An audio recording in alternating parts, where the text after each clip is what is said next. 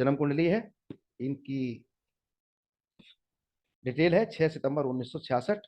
कुछ लोग पिछली क्लास में नहीं थे, वो नोट कर सकते हैं अपनी जानकारी के लिए। 6 सितंबर 1966, 4 बजे सुबह, गाजियाबाद का जन्म। इस टेबे में उस समय सारी बात होने के बाद इनके औलाद जरूर होगी। ये हमारे लगन में बैठा हुआ, एक मिनट,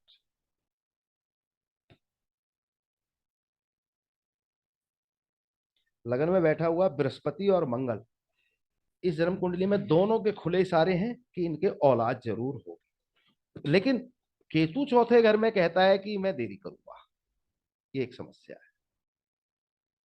केतु चौथे घर में कहता है कि मैं भैया देरी करूंगा, मैं तो इंतजार करवाऊंगा, और बहुत सी चीजों के लिए इंतजार करवाऊंगा, औलाद के अलावा भी, तरक्की के लिए भी कई बार करवा देता है।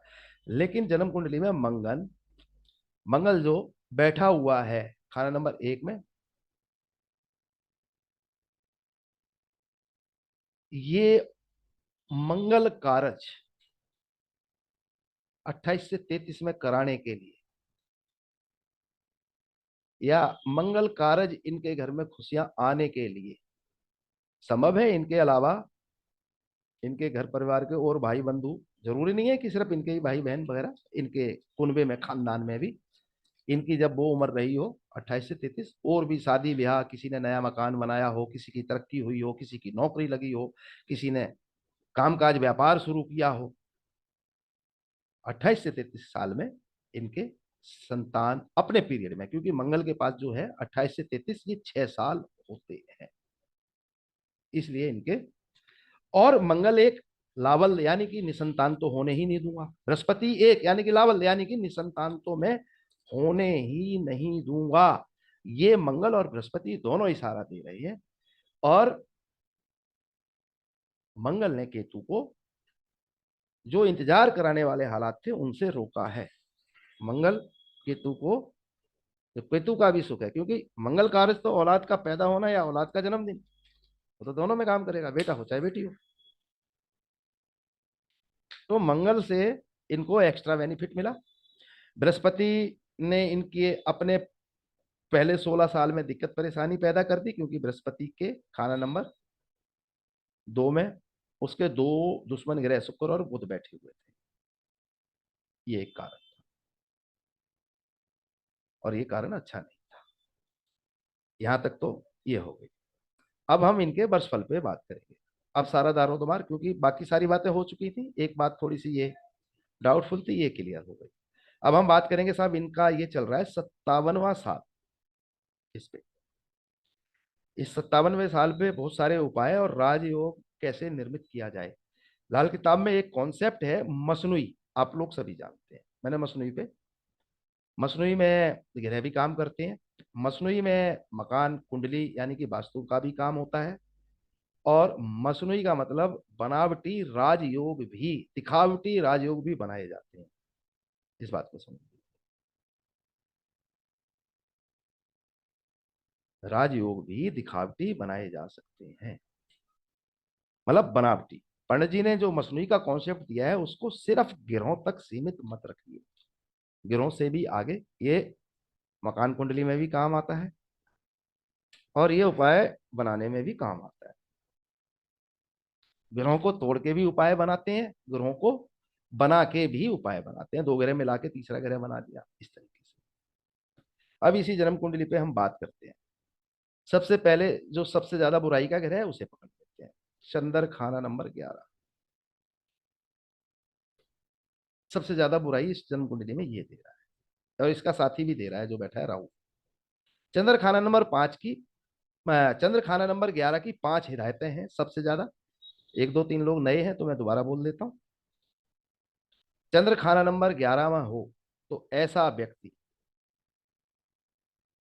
शुक्रवार के दिन शादी ब्याह में शामिल ना हो, ना अपनी शादी हो, लेकिन यहाँ तो वर्षफल की बात हो रही है और इनकी 57 साल की उम्र है, तो इनकी तो शादी क्या होनी है, लेकिन इनको इस साल ऐसे किसी फंक्शन में नहीं जाना चाहिए जो शादी ब्याह से संबंधित हो, लगाई सगाई लगन ब्याह फेरे, नहीं, शुक्रवार के दिन नहीं जाना चाहिए, ध्यान रखना है, शुक्रवार के दिन। ये चंद्रमा और ज्यादा बिगड़ जाएगा। शनिवार के दिन शनि से संबंधित सामान इनको नहीं खरीदना चाहिए, बहुत भारी विपदा खड़ी कर देगा। आप लोगों को पता होगा, हमारे बड़े बुजुर्ग हम सबसे कहते हैं शनिवार को तेल नहीं लाना। एक्चुअली उन लोगों को ज्योतिष का ज्ञान तो था नहीं, ना लाल किताब का ज्ञान था, लेकिन ये बात तो वो मैं बचपन से सुनता रहा हूँ कि भाई शनिवार को तेल नहीं लाना। तो इन्हीं कुछ नियमों को वो दूसरे तरीके से फॉलो करते थे कि 8-10 परिवार के लोग, बड़े बड़े परिवार थे, संयुक्त परिवार थे, 10, 12, 15, 18 लोग भी परिवार में रहते थे। भाई किसी ना किसी के चंद्रमा 11वें घर में जन्म का हो, साल का हो, या वर्ष फल का हो, तो वो पूरे परिवार का ध्यान रखना, ये उद्देश्य होता था उनका। शनिवार को शनि का सामान नहीं लाना, शुक्रवार को किसी शादी ब्याह से संबंधित क्रियाकलाप से दूर रहना है, बुधवार को व्यापार से संबंधित कोई फैसला नहीं करना। बुधवार के दिन बहन बेटी घर में आ जाए तो दिक्कत, बहन बेटी का किसी का बच्ची का जन्म हो जाए तो दिक्कत खड़ी कर देगा ही। और राहु का पक्का समय, पक्की शाम, जबकि तारे निकले ना हो और सूरज डूब चुका हो, उस समय कोई गुरु उपदेश, गुरु उपासना, पूजा पाठ, अध्यात्म का काम ना किया जाए। और केतु का सुबह सवेरे का टाइम, सूरज निकलने से पहले केतु से संबंधित क्रियाकलाप ना किए जाए, दान पुण्य ना किया जाए, दान लिया ना जाए, सैर ना किया जाए, ट्रेवल ना किया जाए, कुत्ते ना घुमाए जाए। और ये काम, अगर 5 हिदायतें हैं, ये काम होंगे तो ये चंद्रमा बहुत ज्यादा मंदा असर दे देगा। कारण 11वें घर में बैठा हुआ ग्रह बहुत ज्यादा बलवान होता है। यहाँ हम अभी वर्षफल पे बात कर रहे हैं 57वें साल पे, लेकिन इसके अलावा वैसे भी ध्यान करिए, जन्म कुंडली पे भी ये लागू होता है, इसको भी ध्यान करिएगा। चंद्रमा या कोई भी ग्रह जब खाना नंबर 11 में बैठता है तो ये मान के चलिए कि वो अपने दुश्मनों के लिए काल बन जाता है। खाना नंबर 1 में बैठा हुआ ग्रह भी, जैसे कि ये या ये, अपने दुश्मनों पे बहुत ज्यादा भारी पड़ता है। खाना नंबर 1 का ग्रह राजा होने के कारण अपने दुश्मनों को दबोच लेता है, दबा के रखता है या काबू रखता है। लेकिन खाना नंबर 11 की भी जो तासीर है, जो यहाँ आ जाता है, वो अपने दुश्मनों के लिए काल बन जाता है। लेकिन चंद्रमा खाना नंबर 1 में आके हमेशा बुरा ही होता है। और चंद्रमा के साथ चंद्रमा का दुश्मन बैठ जाए 11वें घर में, या फिर खाना नंबर 3 में बैठ जाए, तो इसको तो खूनी कुआं तक कह दिया। खूनी कुआं बहुत बड़ी मुसीबतें खड़ी कर देगा, खूनी कुआं, इस तरीके से ये तो हद से ज्यादा बड़ी बुराई प्रकट कर देता है जब चंद्रमा खाना नंबर 11 में हो और उसके साथ उसका दुश्मन। अब देखिए, राहु तो ग्रहण लगाता है ना, इससे बड़ा क्या दुश्मन होगा। और खाना नंबर 3 खाली है, अगर खाना नंबर 3 में भी इसका कोई दुश्मन हो जाता, जैसे शनिचर, पापी ग्रह में केतु या राहु, तो भी ये मुसीबत बढ़ जाती, जो खूनी कुआं वाले हालात बनते हैं इस तरीके से। ये बहुत ज्यादा इनके जीवन में मुसीबतें, इस साल जो 57वां साल इनका सितंबर से शुरू हुआ, अब सितंबर आने वाला है। अब चंद्रमा क्या है, हमारे मन की, घर की शांति, रुपए पैसे की आई चलाई, वहां पे वो रुकावट डाल देगा। अब राहु 11वें घर में क्या कहता है, इसके साथ ही को ही पकड़ लीजिए।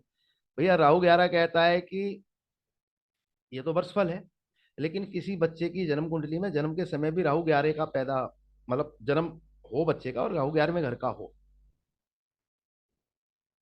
तो राहु 11 आया तो बृहस्पति वहां होता नहीं, यानी कि पिता के लिए बहुत भारी होता है। बृहस्पति नष्ट बराबर है, ऐसे टेबल में ये समझ के चलिए, राहु 11 तो बृहस्पति ना होके बुध जैसे हालात होंगे, उसके पिता या दादा से संबंधित सुखों में दिक्कत होगी। लेकिन यहाँ ऐसा, क्योंकि ये तो हम वर्षफल पे बात, यानी कि सिर्फ 1 साल, यानी कि ये 6 सितंबर से 2022 से 6 सितंबर आने वाली 23 तक बात कर रहे हैं। लेकिन ओवरऑल इसको भी ध्यान करिए कि राहु 11 में पिता पे या दादा पे बहुत ज्यादा मंदा असर, इस तरह। अच्छा, राहु 11वें घर में, 11वां घर आय का, यानी कि इनकम का भी है, होने वाली कमाई का भी है। राहु तो अलगाववादी ग्रह है, आसान शब्दों में बताने की कोशिश करूंगा, राहु तो भैया अलगाववादी ग्रह है। तो राहु जहां बैठा है, अलगाववादी का मतलब समझने की कोशिश करिए। इनकम से दूर करेगा। अलगाववादी, खाना नंबर 11 शनिचर का है। राहु शनिचर का तो क्या बिगाड़ेगा, शनिचर का तो एजेंट है, शनिचर का तो चेला है, शनिचर का तो बच्चा है ये राहु। दूसरा, खाना नंबर 11 पे मलकियत है बृहस्पति की, यानी कि गुरु की। तो मैंने पहले ही बोला कि राहु 11 आया, गुरु वहां होता नहीं। इस बात को समझिए, गुरु को तो ये खा जाएगा, गुरु को तो ये मार देगा, यानी कि बृहस्पति, यानी कि पिता या दादा पे आफत आएगी। अब ये तो 57 साल के हैं, इनके पिता तो बचपन में चले गए, ऐसे समझिए। लेकिन बृहस्पति भी तो बहुत सारी चीजें देता है ना। बृहस्पति अच्छा होगा तो शनि को अच्छे फल देगा, शनि अच्छा होगा तो लग्जरियस दे देगा। अब शनि के लिए चंद्रमा भी अच्छा होना चाहिए, चंद्रमा भी मर गया। तो एक चंद्र और राहु की वजह से इनके बहुत सारे ग्रहों के बहुत ज्यादा बुरे हाल हो गए। सिर्फ आप राहु चंद्र को मत पकड़िए, चंद्रमा के बुरे हाल। चंद्र राहु मिलने से बुध मंदा हो गया, ये लाल किताब का एक सूत्र है। चंद्र बुध जब एक साथ यानी कि मुश्तरका होंगे तो बुध के उस टेबल में मंदे असर आएंगे। यानी कि ये जो है सज्जन, व्यापार में इनको कोई लंबे चौड़े लाभ मिलने की संभावना नहीं, बुध से संबंधित रिश्तेदारों से इनको कोई बड़े लाभ मिलने की संभावना नहीं।